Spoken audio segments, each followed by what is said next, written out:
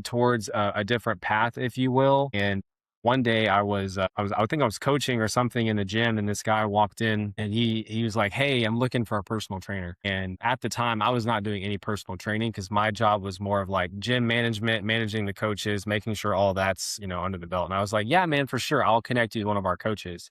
And he like looked me dead in the eye and he was like, "I'd like to work with you." And he was just like very direct about it. So I was like, "Okay, I mean, we'll see what we can do." So I looked at my schedule and I started, along with managing the gym, I started coaching this guy and doing one-on-one training. I was training him like, 3 times a week. Come to find out he was a real estate wholesale investor. And I had no idea what that was at the time.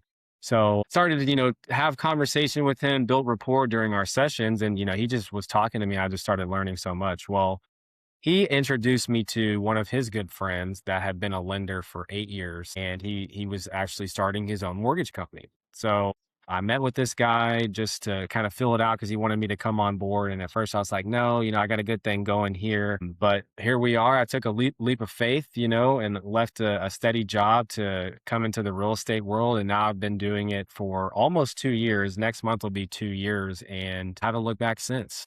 So that's kind of my story. That's amazing. And you know what's funny is I have my notes of things to questions and conversation, and one of them actually uses the word leap. So it's funny that you said a leap of faith because that's one of my next questions is how did you make that leap and what were some challenges that came along right there, as you make that decision? And then were there any early challenges that you weren't sure you could make it through but did? Yeah, absolutely.